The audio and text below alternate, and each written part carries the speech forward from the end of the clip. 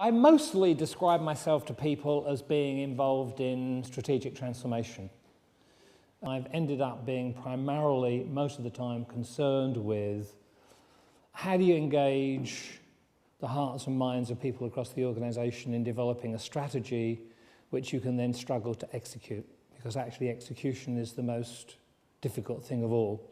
I'm very interested in business performance improvement. A lot of what I have done would be in a crisis situation, coming in and strategizing the plan to get out of the crisis, which quite often will be less, not as big as a strategy map, more, like let's take a look at really where we are, and on the basis of that plan, what we're going to do about it.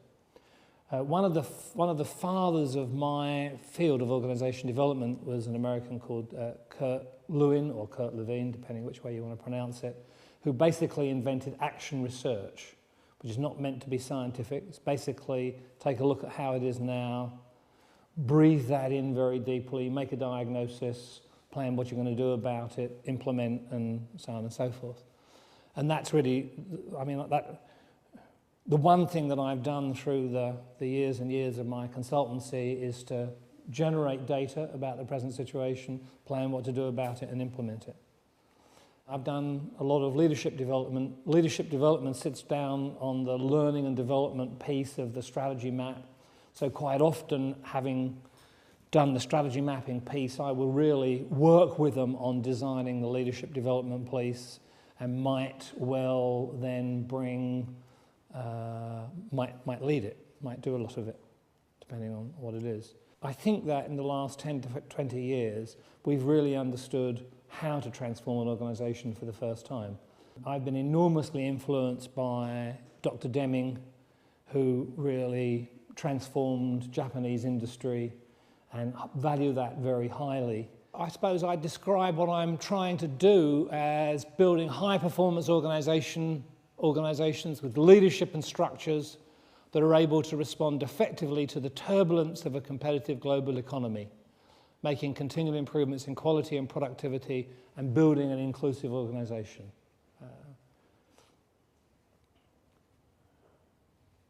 One of the things that's really interested me, there was a guy around at the Tavistock Institute when I was a young man, when I was doing my degree, called Eric Trist, who described 5 different organizational contexts, and the most sophisticated of which was turbulent.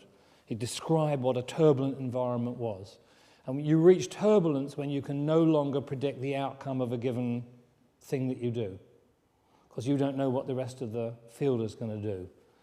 And we've been in that environment. So when I first started out, we were in a very stable environment, and actually you didn't want to create turbulence. What you wanted to do was to take advantage of the stability, the nationalized industries and all that kind of stuff, The public sector operates in a pretty stable environment until it got destabilized by privatization and everything.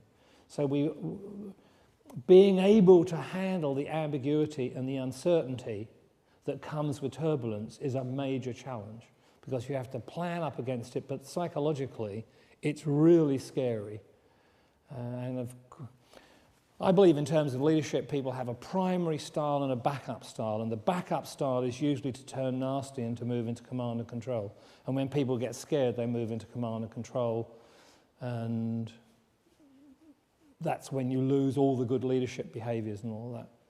We mistake the military, I think, quite often as being very command and control, whereas the best leaders in the military are actually highly participative.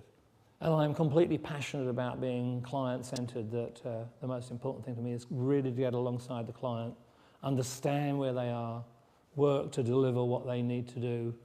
And that's why I see myself as a leader.